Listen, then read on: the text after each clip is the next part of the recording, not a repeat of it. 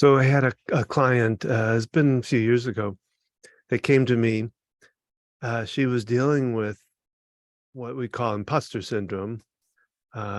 She worked for this company for about 5 or 6 years and left the company because they got bought out by another company and a lot of changes going on. So she left the company, went to work for about 3 years with another company.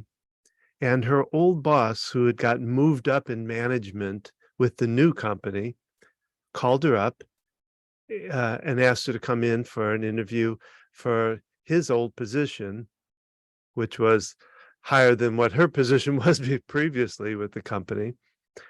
Asked her to come in, did an interview with her, hired her on the spot, gave her a raise, a higher position, and a much better overall pay and everything.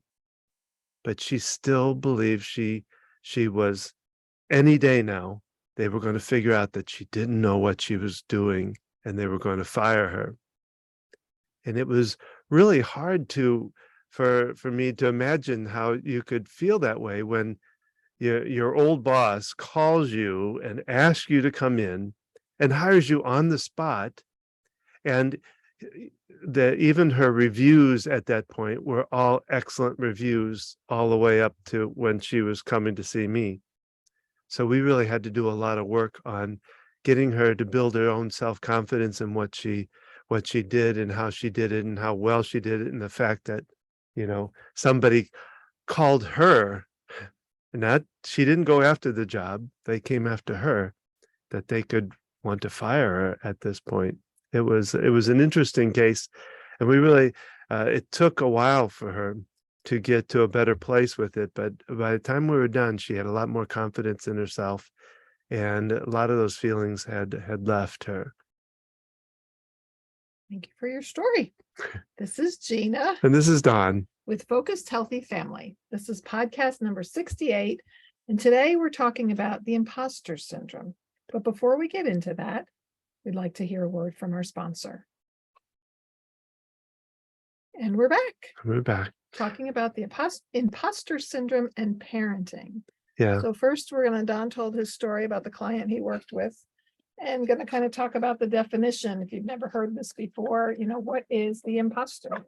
Well, and it comes out, when I first learned about it, it really was surrounding around business, and people working, not believing. Well, let me read the description. This is coming from healthline.com. It was a report, article done there, but they described it as imposter syndrome, also called perceived fraudulence, involves feeling of self-doubt and personal incompetence that persists despite your education, experience, and accomplishments. To counter these feelings, you might end up working harder and holding yourself to higher standards. This pressure can eventually take a toll on your emotional well-being and your performance. And that's what I found with this client that came in. And I've had actually one or two even since then. But what I started realizing as we were working with more and more with parents and being a parent myself, is that really can fit in the world of parenting. Mm-hmm. And I first looked it up myself and found on Verywell, they talk about if you find yourself consistently experiencing self-doubt, even in areas where you typically excel, it might feel like restlessness, nervousness. It could manifest as negative self-talk and symptoms with anxiety and depression. And then to get into the crux of parenting, I went to mindpath.com, and it says, what is motherhood imposter syndrome and how to recognize it? And they said it's common in first-time mothers, but I'm going to tell a little story in a little bit about how it can manifest in other ways too. But it's signs of motherhood imposter syndrome, and this could apply to either parent: excessive negative self-talk, perfectionism, difficulty asking for help, feeling like a failure, frequent upward social comparison, minimizing accomplishments, constant anxiety about being judged, isolation, and insomnia. Kind of sounds like parenting in general.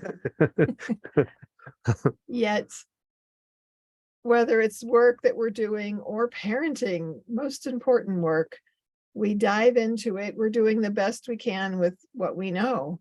Mhm. And yet we can feel like a fraud. Yeah. People could say, oh, you're, such a great mom, or you're such a great dad. And But you're it, thinking, oh my God, I just screamed at my kid the other day. You should have seen me. yeah, it doesn't matter how much people say, really. It's how you feel about yourself. I like they describe 5 types of it. I thought just real quick, and we can talk about them more later. But well, of course, the first one is perfectionist, which I think this whole thing really centers around perfectionism, having to be perfect at something. The natural genius, believing that we should know all and be all. We shouldn't just know that. We should. Well, in fact, the client I talked about, it really felt like she should know this new job that she's taken on, even though it was not the job she's ever had before, and it was a step up, but she believed she had to know it. The rugged individualist, the one that believes they should be able to hike that hike. They should be, the expert. Before you can consider your work a success, you want to learn everything there is to know on the topic. You might spend so much time pursuing your quest for information that you end up having to devote more time to your main task. So in other words, you go down the rabbit hole of the internet, or trying to investigate. The superhero, the one that believes they're bulletproof, that anything they should be able to handle any situation, anytime, anywhere. Super mom. Yes, yes. So some very interesting types there and I can see all of them and how they, through the clients I work with, I've seen a lot of those different types. Mm-hmm. And so what do we do when we experience this? How do we? Well, you said you had a story. Do you want to tell a story now, or? Yeah, so Don and I have had this business for a while. I joined in several years back to grow Focused Healthy Family, to work as parent coaches, to do talks and communication skills classes. We teach the communication skills class based on how to talk so kids will listen, and listen so kids will talk. And it has concrete exercises of ways to engage with your children, a way to be present with them and listen to them. So we started doing this work, and we've got 3 kids, 2 with severe anxiety disorders that have been, periods of their life have been severe difficulty, requiring intense time and effort on our part. And I remember struggling. I'm not even sure with which child it was. And here we are teaching all these principles, and we're not living this. And I'm like, how can I go out there and coach other parents when I feel like I'm failing with my own kids? And it was a difficult time, and it has evolved and changed as our kids have grown, and our other child has had more issues with this, and feeling like, how can I write about this? How can I talk to other parents? How can I help other people when I feel like I don't know what the heck I'm doing? So it's kind of stalled me in some ways of moving forward, feeling like I guess I should be able to do it all because we teach it. Yeah. And yet, I laugh only because I know the feeling and I understand it. and yet when every time we run a class, the classes especially, because we've got several other parents in there, and we're going through examples and practicing things. And it's a good reminder to me about using these skills, right? We can learn different skills, and yet if we don't take the time to use them, refresh our memory, re-energize with it, we can go back to old automatic reaction ways. We can hear our parents coming out of us saying things we don't really want to say, just reacting to our children instead of reflecting and responding. Well, it's interesting because one thing that Esther Hicks from Abraham Hicks said, and I got a kick out of this. It's about kind of knowing everything or being able to do everything. She said, would you want all the food you would ever eat now, right now, No, it'd be way too overwhelming, you know? And it's the same with our knowledge. It's the same with our process of life. If we had everything we wanted, or if we knew everything there was to know, it would be way too overwhelming, and it would be just too much for us. And so, I mean, I think we have to um, really believe in that a life, parenting is a process. It's about the journey, not Yeah, the destination. yeah. Good response. Yeah. Well, I had a client actually this morning said that she was trying to be a good mother. And I said, let's take the word trying out of it. You're doing it, and you're doing it as the process goes. You're growing along with the process. So you're doing it, Doing the best you know how, Yeah. given the energy and resources and the knowledge that you have in the moment. Well, we're all smart in certain things that I don't know it's kind of a hard thing for me to conceptualize, but we all have knowledge in certain areas that other people don't.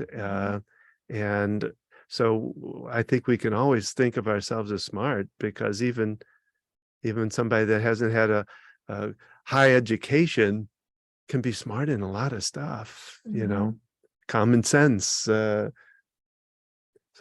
I just rewatched the wonderful movie produced by Michael J. Fox about his life. It's called Still. It's on Apple TV. And we had watched it on our own, and then we watched it with my mother. As you know, Michael J. Fox has Parkinson's, as does my dad.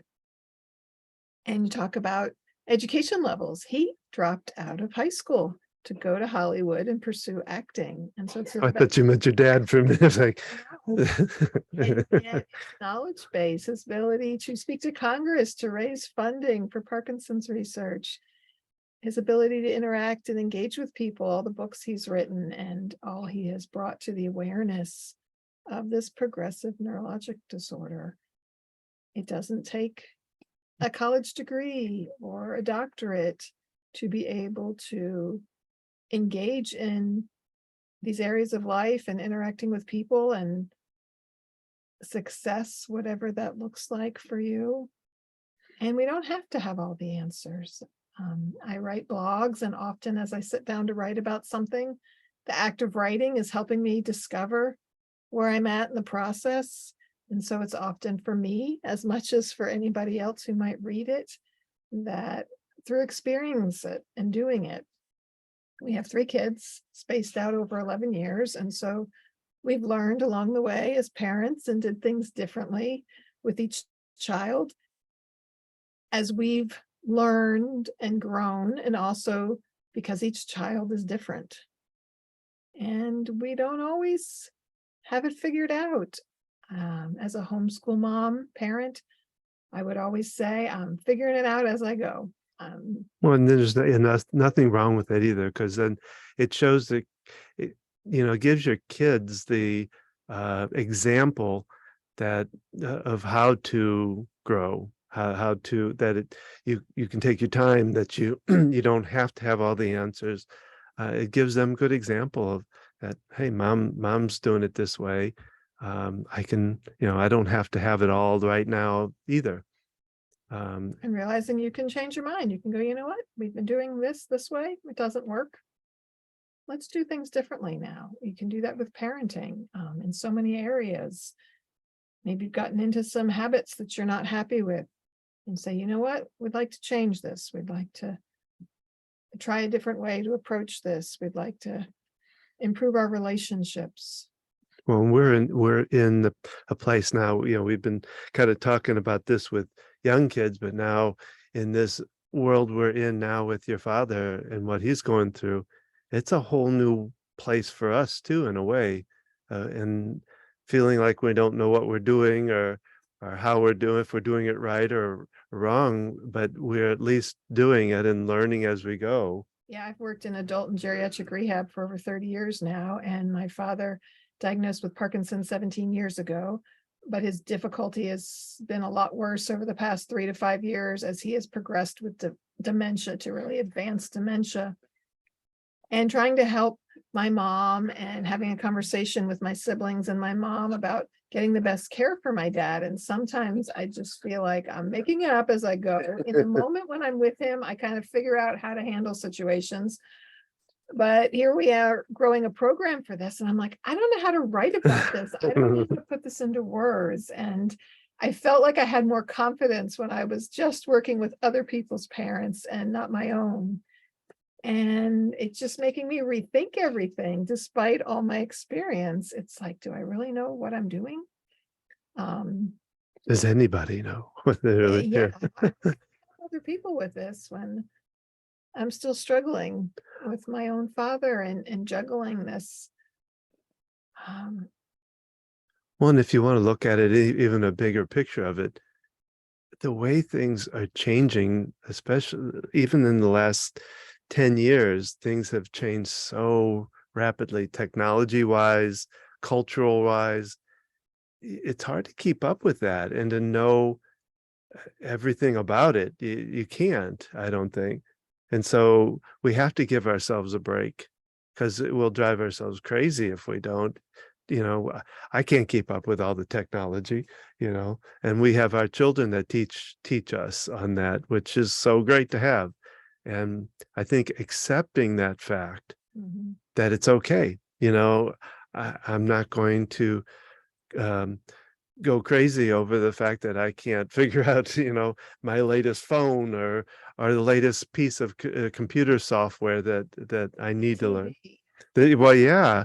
And so it's important for us to, one way to get, to kind of work through this is to first accept that it's okay not to know everything or be able to do everything, you know?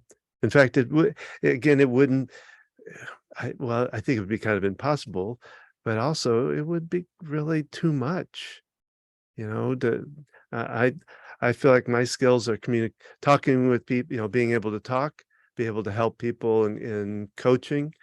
I don't want to spread my skills out any further than this.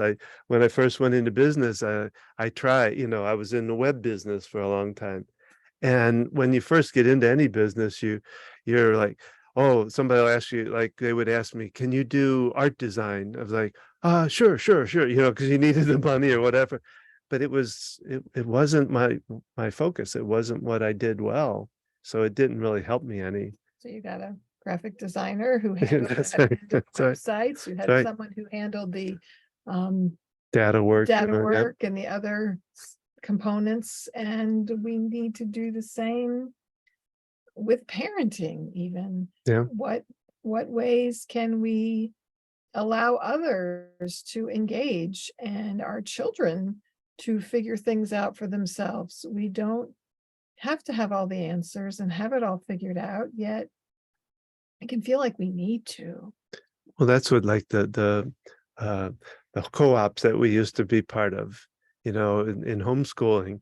If you didn't know science well enough, a lot of times you'd go to the co-op where they would have somebody that was really good at science that would kind of, work with you or work with the kids and teach them the things you don't know or didn't understand. Mhm. I always felt like I'm learning along with my children. There are so many areas that I became more interested in as I was helping them explore and learn. I don't consider myself their teacher. I consider myself a facilitator and giving them the resources and helping them locate that. And history and geography, areas I did not excel in school, I've developed interest for and have learned along with them. So even though that was not my strength, and of course, like Don said, we participated in co-ops and done other activities and groups and classes to add to that and to, like you said, areas where it's not our area of expertise. And when you're raising kids, there's so many things that you've got to juggle. Getting them places on time, helping them to learn basic skills, helping them learn manners and how to interact with people, social skills, and put their shoes on. And It can feel like a lot. I'm experiencing that on the different end of things. I've worked in the nursing home for a really long time. And my dad, after being in the hospital with pneumonia, came to the rehab where I work. And this has been interesting. Challenge.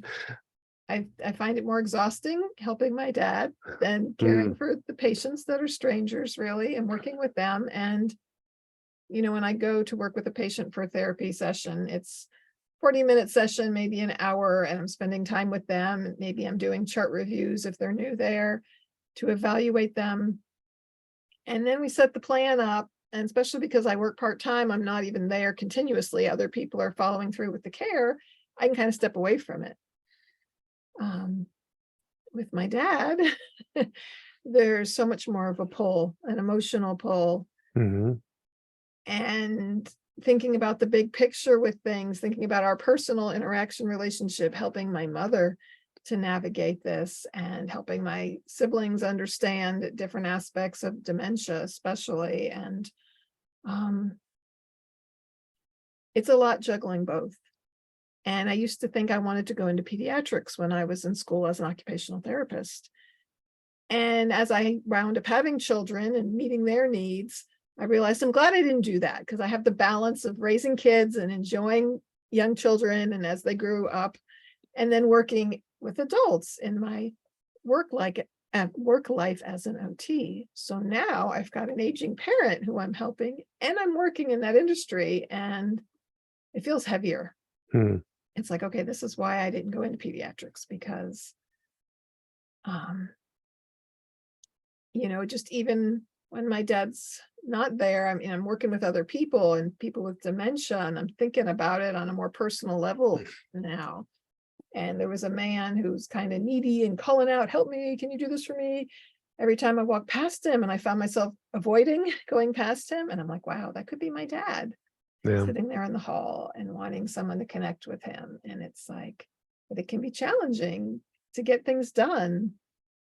As a therapist, I have a caseload, a set number of people that I'm supposed to work with that day, and I'm not there to help everybody on the unit. And yet we often stop. Someone's calling for help to find out what they need. It might be as simple as reaching something for them or the TV control. And yet it's a balancing act. And so now I've been balancing, and especially if I'm on the unit where my dad is at, it can be hard. I ran into a situation Sunday where I walked on the unit and I was going to someone else's room, and I saw him. He was in his wheelchair facing the opposite way.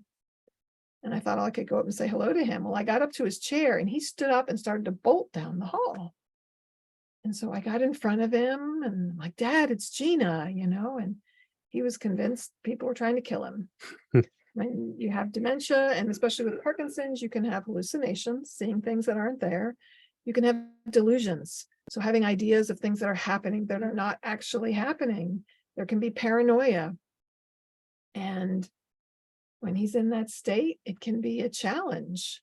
So I'm like, okay, I got to clock out for this time that I'm engaging with my father. This is not part of my work time, as I can't be the one doing therapy with my dad from a professional level, and billing for that. So that's done by the other therapist, but there I am as his daughter and also a therapist, and engaging with him and knowing him and how he processes things. And he has difficulty coming up with the right words of what he's trying to say. And sometimes we can guess about what he's talking about, especially when it goes off on numbers. He likes to get wrapped up in talking about numbers from his work as a financial planner and as an engineer. And so it's a juggling act, and it's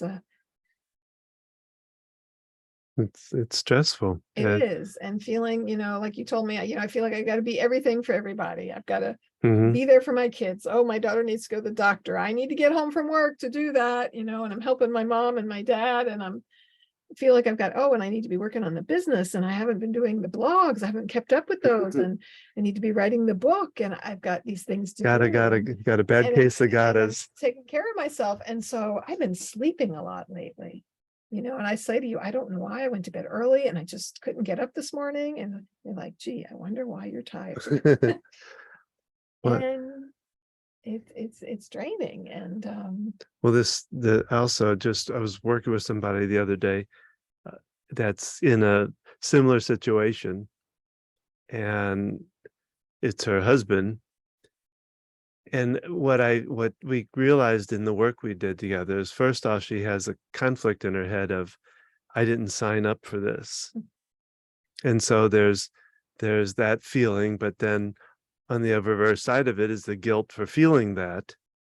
And then that tended to put higher expectations on what she should be able to do.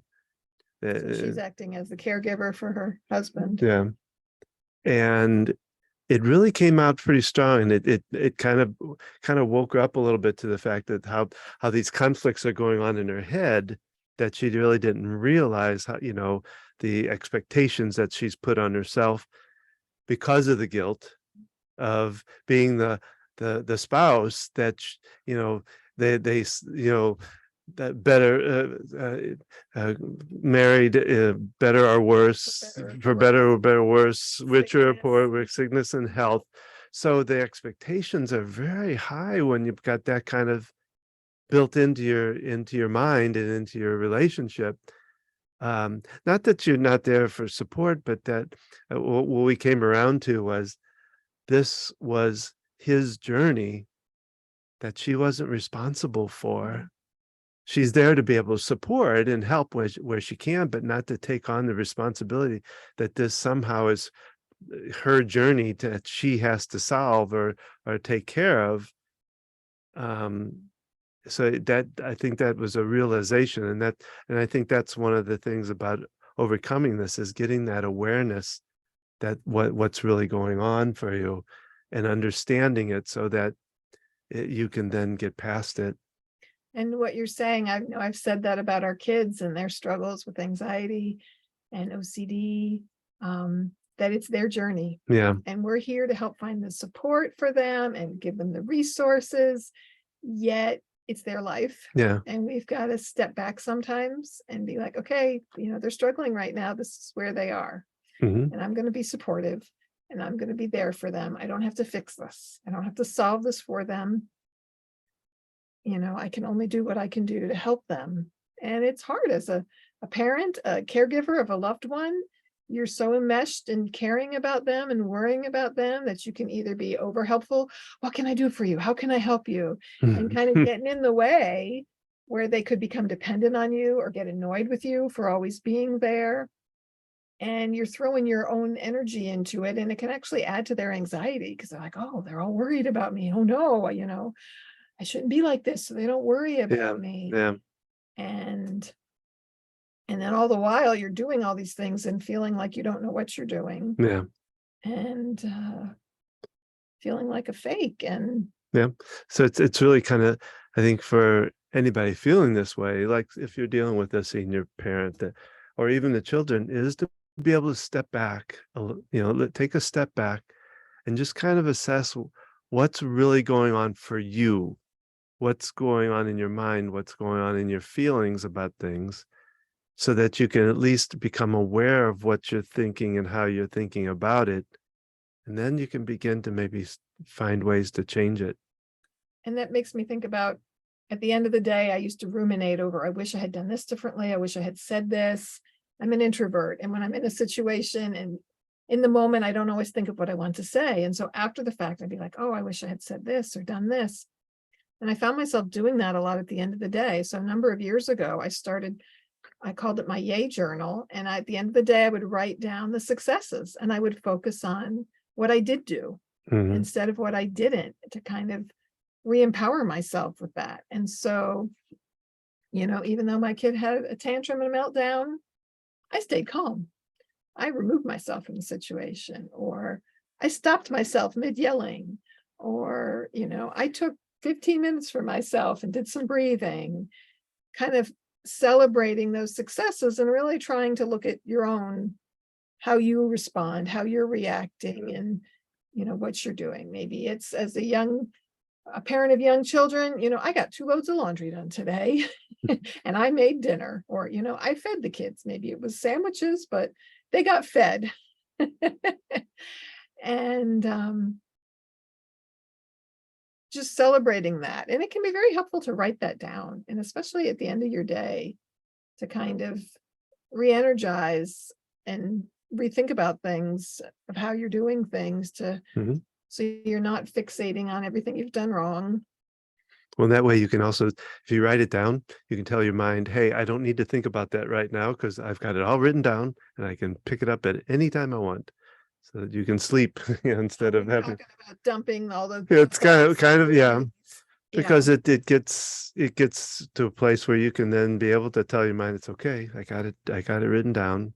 Now I can sleep because I get a lot of people that did. Well, and I'm kind of that way. I can get into a place where starts reeling through my head of what I'm not doing or didn't do or can't do, whatever. And getting it out of there can help. yeah, you set a timer and just journal and just write whatever's running through your mind as a way to release it. Well, and the other that they talk about it in this article about the ways you can overcome it. Of course, they talk about the awareness factor of being aware of how you're feeling about things, how you're thinking, what you're doing. But they also talk about building connections. In other words, you know, talking with other people about it. If you're in a situation like you did this weekend, where you talk with your brother and your sister and your mom, and kind of talk through things, it's also about letting some of the feelings out too with somebody, finding um, a spouse or a friend or whatever that you can Support vent group, with. having other, my Yeah. mom's connected with other women with husbands with Parkinson's, and just being able to talk to them about it. And people are leaning on her now with new diagnoses, and she goes to different support group meetings, and that can be helpful for more than just that, in it, primary caregiver. I've Mhm. thought about it myself, and helping other people to understand it. My siblings who don't live locally, they could go to those kind of meetings where they live to get more knowledge and Mhm. understanding of it. And it just helps to connect with other people and hear from other people, just like when we do the classes on communication with parents, and that they hear other parents having similar struggles and they realize they're not alone, because we feel like these burdens, that other people would handle them better, they would take care of them. Yeah, they'd know what to do. It's that looking at the white picket fence outside the house and saying everything's going great inside there.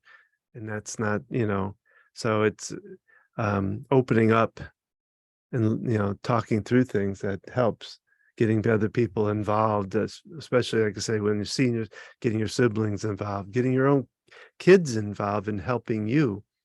Um, One last thing I wanted to share. sure. A number of years ago, maybe 5 or 6, I was going through a difficult time. And for my birthday, you reached out to a whole bunch of friends and family members and had them say something about me. And you cut it out little pieces of paper, and you bought this pretty journal with different sayings, and you interspersed it with these quotes of different people. And the last time my depression was really hitting me and sinking in, I pulled that journal out and I went through and I read those things, and it really helped me kind of shift a little bit, to see that people saw me, recognized me for my strengths, and it kind of gave me a little boost. And if you write in a journal of some sort, to go back and read sometimes, especially if you're writing down a gratitude journal, or what I call the yay journal of your positive things, it can be helpful when you're struggling to read it and go, okay, oh wow, or even just any kind of journal where you've written down stuff and you're like, wow, I was going through all that, no wonder I was stressed and feeling anxious and overwhelmed. I was handling a lot. And it helps, it's a way of stepping outside of it and kind of stepping back from it, to realize that, because you can have people tell you, oh, you're doing a great job, but it doesn't always feel real when you're in the midst of it and you're struggling. Well, and then they also talk about challenging your doubts. Hmm. And that's kind of what I do in my practice, is listening to what I'm telling myself, the self-talk, and then digging into it. What's behind that self-talk, or what's underneath it? Challenge yourself. Is that real? Whatever you're saying to yourself, is it really real? Am I a terrible daughter or son? Is that really real? Look, and then there's where you can write down the things that you are doing and really take a look at them. Yeah, now that I look at it, I'm doing a lot. You're doing a lot for your mom and your dad. You can acknowledge the things, okay, this area I haven't done as well as I'd like. Hmm? I've made mistakes here, and seeing it, saying, okay, I made those mistakes. Yet I did do these things, and just kind of being honest with yourself Hmm? about it and calling out rather than just, I'm terrible at everything. Yeah, watch the generalizations, Always I'm messing awful up. this or whatever. Every time I say the wrong thing, I'm always a never. Oh yeah, those magic, I think I've got like 10 words, and always and never ones, and auto and should.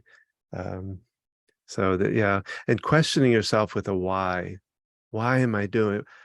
That just throws up defenses. I like, if nothing else, change it to a, well, what if kind of, or what is this, or what is it about, or what's behind it, or something like that, and say, why am I doing it? Well, you may never get the answer to that kind of question, but you say, well, what's behind it? If that happens, then what? Those kind of things help you kind of dig into it and really. Stopping and asking yourself, what am I feeling right now? What am I experiencing right now? And a wonderful friend of mine and mentor says, what you're feeling is not fact. It's just what you're feeling right now. So I'm really anxious about this and having to come up with a decision to help this loved one with whatever. This is where I'm at right now. I'm feeling anxious about it. And And of course, you can always do good old EFT. Like I said, I've worked with this, even though, yeah, I feel like a tap, fraud. tap, tap, tap, tap, tap, tap, tap.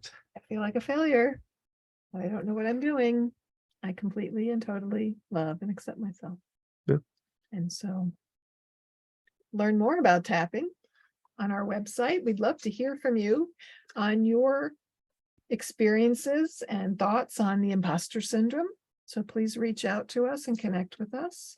And I kind of go back to this. I think I've talked about this before, but as a parent, especially, your failings are not failings to the kids. A lot of times they're really examples of how not to do it or how to learn from it, especially if they see you growing and resolving. Yeah, making mistakes and moving forward from them is a huge lesson. We don't really teach our kids anything if we do everything right perfectly all the time. Or if we feel like we're not perfect, or we're perfect just the way we are. I look at perfection two different ways now. I used to believe it was too hard to achieve, but it's not really about achieving it. It's about, we're perfect just the way we are. The other thing is, I don't think God has a quality control section to it, the heaven or whatever, or that when I was in the food plant, they'd have the conveyor of food going along, and if it didn't match up to the right weight, this thing would punch it out. And I don't see, wherever we're being made at, that this body's not good enough, knock it out. So anyway, so that's our podcast for today. We hope you enjoyed it. We would love to hear from you. Tell us about your little imposter story, if you have one, or how you're succeeding in believing in yourself. And make sure to leave us a comment. If you like what you heard today, you can learn about our parenting coaching program or join us on our next workshop.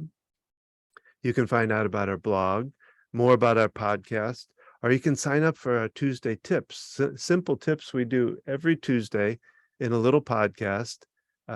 Good parenting tips for. You can get them as an email, and you can also listen on Tuesday when we do a short 15-minute or less podcast covering that topic. And you can find out all about this at www.focusedhealthyfamily.com. That's focused with an ED, healthyfamily.com. You can follow us on Facebook at Focused Healthy Family. You can follow us on Instagram at gina.focusedhealthyfamily. And remember, how you speak to your children today shapes their future and yours.